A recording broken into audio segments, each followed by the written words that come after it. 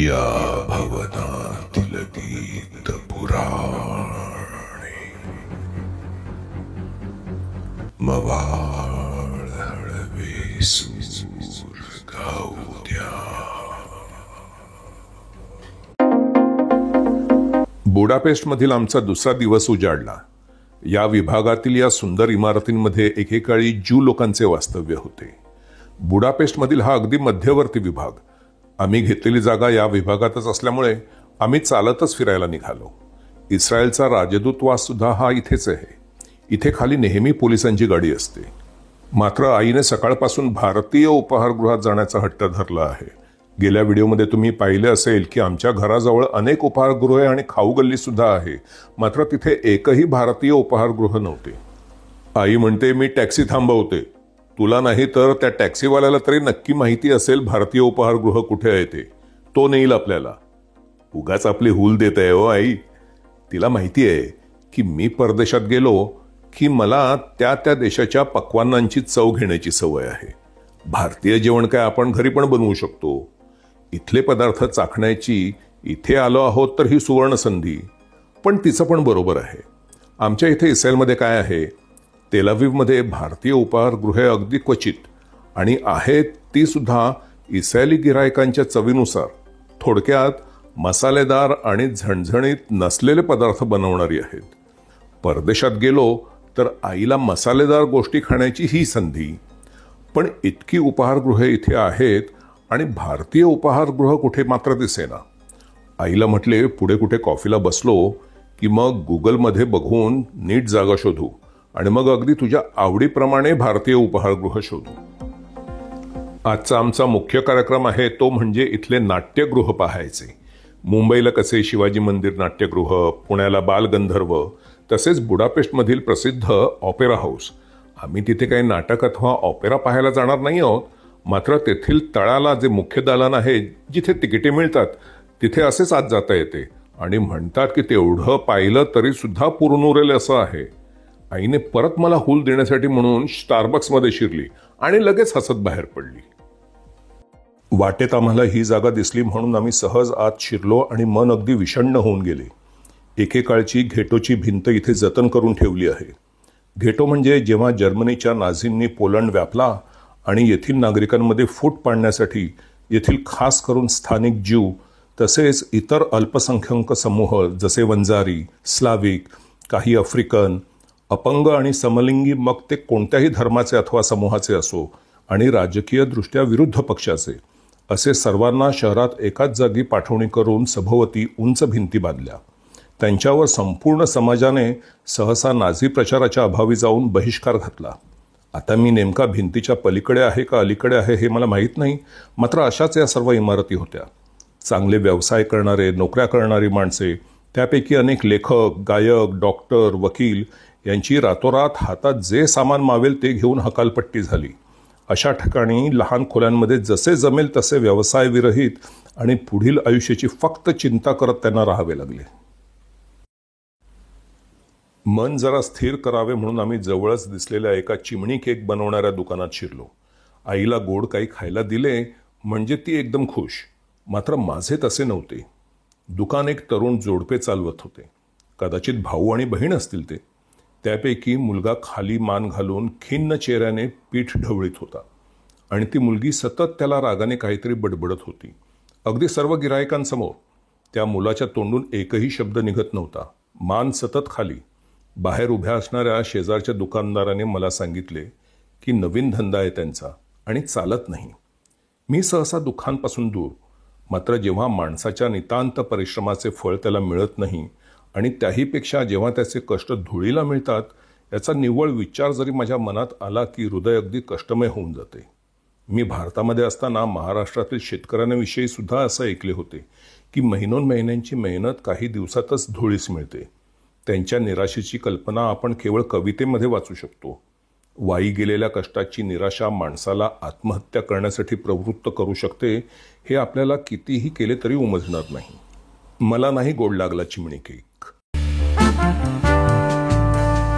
सोडा आता त्या दुःखाच्या गोष्टी. हे पहा, आलं इथलं नाट्यगृह, बुडापेस्टचे Rangayatan, Hungarian state opera house. या पुतळ्याची रचना किती कल्पक आहे ते पहा. प्रथम दर्शनी इजिप्तमधील स्फिंक्स असल्याचा भास होतो, मात्र पुढे स्त्रीचे उरोज, मराठीत तुम्ही बॉल म्हणता ना त्याला, आणि मागे सिंहाचा बळकट देह. या रचनेमागील कल्पना अशी की हंगेरीच्या लोककलेचे रक्षण करण्यासाठी हा दाराबाहेर बसला आहे आणि त्यासाठी म्हणून हे सिंहाचे शरीर.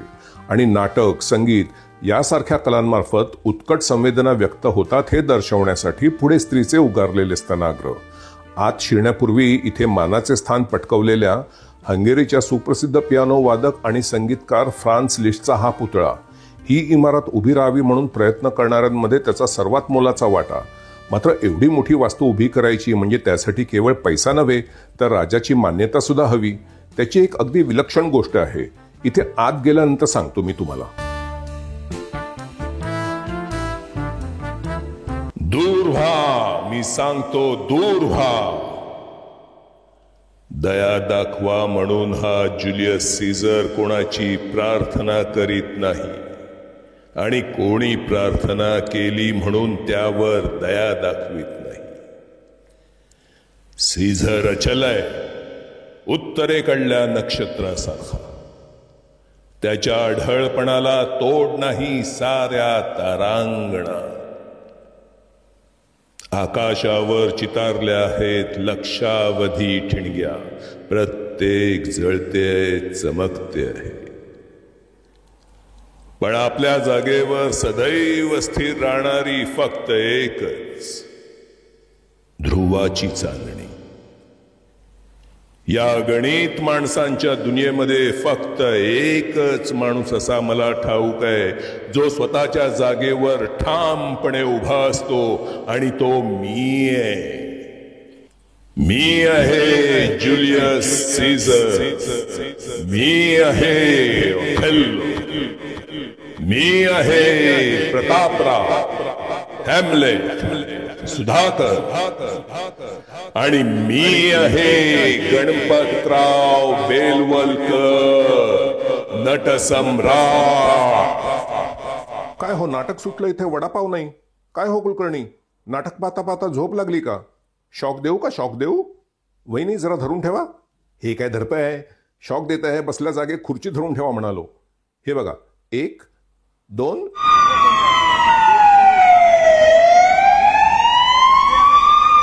या विभागामध्ये अनेक नाट्यगृहे आणि सिनेमागृहे आहेत, त्यामुळे आजूबाजूला अनेक छानपैकी उपहारगृहे.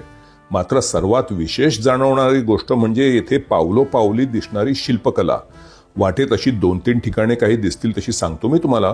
मात्र येथील प्रत्येक इमारतीवर शिल्पकला आणि प्रत्येक शिल्पामागे त्याचा इतिहास.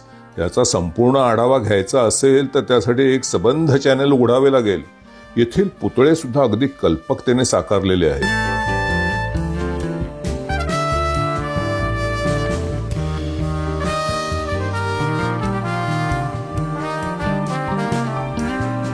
इथे अनेक ऑपेरागृह असल्यामुळे या परिसराला ब्रॉडवे ऑफ पेस्ट असे सुद्धा म्हणतात. हंगेरीचा सुप्रसिद्ध प्रणय संगीतकार काल्मन याचा हा पुतळा इथे बुडापेस्ट ऑपेरा थिएटरच्या समोर आहे, जिथे त्याच्या रचना आजही साकारल्या जातात. काल्मन हा ज्यू होता. दुसऱ्या महायुद्धामध्ये तो इथून व्हिएन्नाला पळाला आणि पॅरिस मार्फत पुढे अमेरिकेत जाऊन स्थायिक झाला. आश्चर्य वाटणारी गोष्ट ही की काल्मन हा ॲडॉल्फ हिटलरचा अत्यंत आवडीचा संगीतकार. त्याला काही होऊ नये म्हणून हिटलरने त्याला ऑनररी आर्यन ही पदवी सुद्धा बहाल केली होती. मात्र काल्मनने ती नाकारली. हंगेरीच्या जनतेमध्ये आजही काल्मनचे अत्यंत आदराचे स्थान. हा भीतीदायक दिसणारा पुतळा आहे खरा विनोदी कलाकार आणि लेखक हुफी गेझा याचा. आपल्याकडे कसे लक्ष्मीकांत बेर्डे, अशोक सराफ. गेझा हा सुद्धा ज्यू होता आणि तो सरकार विरुद्ध गोष्टींबाबत अगदी कुशाग्रतेने विनोद करायचा, खास करून कम्युनिस्ट सरकार विरुद्ध. तेव्हाचे हंगेरीतले लोक म्हणायचे की जे जनतेच्या मनात आहे ते गेझाच्या तोंडून बाहेर पडते. त्याच्या कार्यक्रमाच्या तिकिटी पुढील 10 वर्षापर्यंत विकल्या जायच्या. त्याचं एक प्रसिद्ध वाक्य होतं की भांडवलशाहीमध्ये माणूस माणसाचा फायदा उठवतो आणि सोशलिझममध्ये त्याच्या उलट. कळलं का विनोद? समोर ते चावा घेतलेले मोठे सफरचंद दिसत आहे, त्यामध्ये बायबलमधली गोष्ट आहे. तुम्हाला कदाचित गोष्ट ती माहीत नसेल, मात्र इथे त्याचा अर्थ असा की एकदा ज्ञानाचे फळ खाल्ले की मग आपल्याला सतत ज्ञानप्राप्तीची भूक लागते.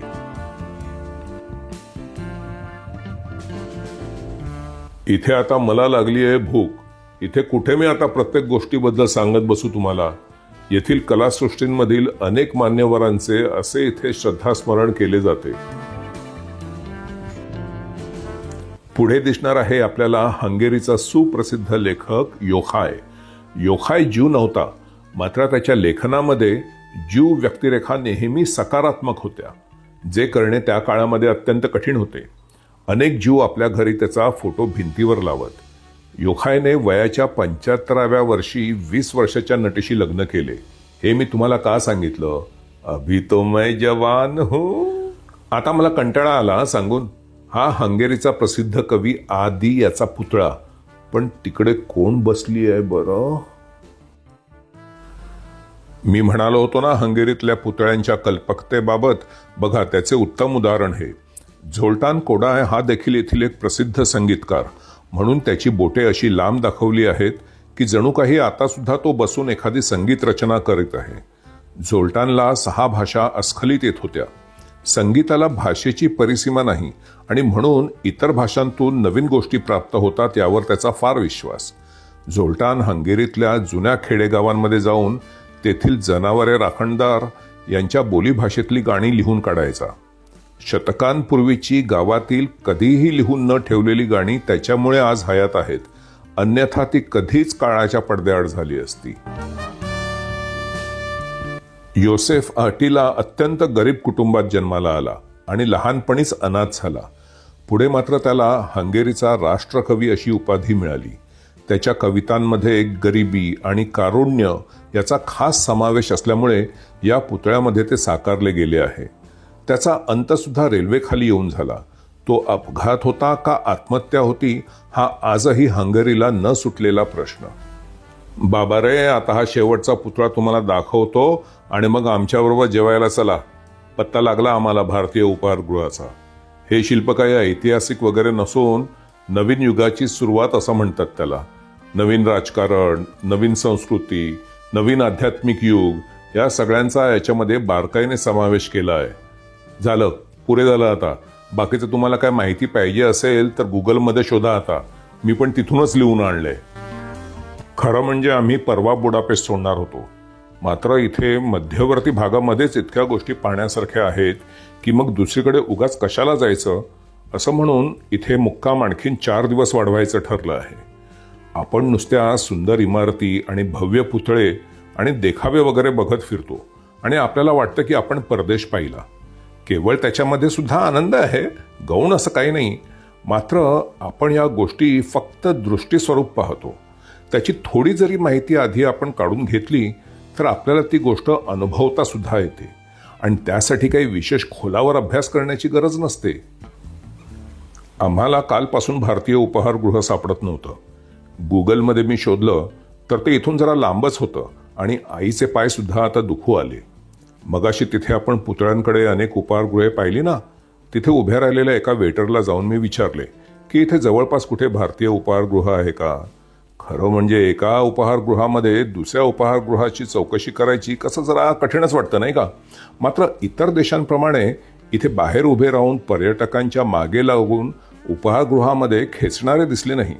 त्याने अगदी आनंदाने सांगितले की पुढच्या वळणावर उजवीकडे गेलास तर लागून 3 भारतीय उपहारगृहे आहेत. मात्र इथे आल्यावर कळले की 3ही उपहारगृहे बांगलादेशी आणि भारतीय अशा मिश्र प्रकारची होती.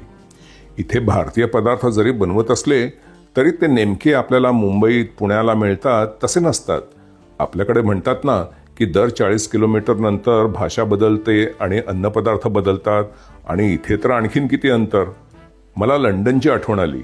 लंडनमध्ये ब्रिक लेन म्हणून असा रस्ता आहे जिथे एका पाठोपाठ लागून 20-25 बांगलादेशी उपहारगृहे असतील. कधी नाही ती आज मी मटण बिर्याणी मागवली. आई म्हणाली नको, नंतर दातात अडकल्यावर तू वैतागतोस. मी म्हणालो जाऊ दे, इस्रायलमध्ये बकरा खायचा म्हणजे याच्या तिप्पट दाम मोजले पाहिजेत. आणि मटण बिर्याणी याच्यापूर्वी मी खाल्ली होती, मला आठवतं ते माल्टामध्ये, ज्याला 3 वर्ष झाली आता. आमचा वेटर हंगेरीमध्ये नवा. मूळचा तो कलकत्त्याचा. मी वेटरला म्हणालो, आप वो वेरियन बजाने वाले है ना, फिदारिस खान? बिल्कुल उनके तरह दिखते हो भाई. याआधी पाणी लाव, बिल लाव या व्यतिरिक्त गिरायकाकडून दुसरे काही न ऐकलेला वेटर आपली एवढी मोठी स्तुती ऐकून ओशाळला. म्हणा मागे मालक बसला असल्यामुळे बावरला सुद्धा असावा. मी वळून त्या मालकाकडे पाहून जोरात म्हणालो, सही है ना, इनकी शक्ल व फिदारिस खान से मिलती है, वो जो वेरियन बजाते हैं. मालकाने तोंडावर आपल्याला कोणी मोठ्या खोक्यामध्ये भेटवस्तू आणून दिली की घेताना जसे कलिंगडासारखे स्मितहास्य उमटते असे हास्य आणून हां हां बराबर बराबर असे म्हणून डोकं डुलवायला सुरुवात केली. मालक जरी तो असला तरी त्याला आजपर्यंत कोणी अभिप्राय विचारला नसावा एवढ्या आनंदाने माझ्या हो मध्ये त्याने हो मिळवली. गिऱ्हाईक आणि मालक दोघेही एकाच वेळी आपल्यावर खुश असे पाहून आमचा फिदारिस खान बहुधा परदेशात आल्यापासून पहिल्यांदा लाजला. मी आईला म्हटलं, बघ दोघांना आनंदी केलं आणि याचा करविता म्हणून आपल्याला सुद्धा किती समाधान. आता प्रेक्षक हो, तुम्हाला म्हणून सांगतो, बाहेर कोणाला सांगू नका. वेरियन नावाचे कोणतेही वाद्य या जगात नाही. यांत्रिकी नांगराचा एक भाग असतो, त्याला वेरियन असे म्हणतात. आणि त्याला वाजवणारा तो जगप्रसिद्ध फिदारिस खान. तर फिदारिस या नावाची एकही व्यक्ती या जगात नाही. फिदारिस हे इंग्लंडमधील एका कॉम्प्युटर कंपनीचे मी ऐकलेले नाव. त्या दोघांना आनंदी केल्यावर आम्ही सुद्धा पोट भरून आनंदाने जेवलो. मी म्हणा पोटात मावेल त्यापेक्षा थोडं जास्तच जेवलो. परवा हंगेरियन जेवण भरपूर खाऊन गाढ झोपलो आणि स्वप्नामध्ये रात्री हंगेरियन सुंदरी आली. आज भारतीय पदार्थ पोटामध्ये गचागच कोंबले. भारतीय खाल्लं म्हणजे आज बहुधा स्वप्नामध्ये नोरा फतेही आणि मलाइका शेरावत येणार आणि त्याही एकत्र एकाच वेळी. गुदगुल्या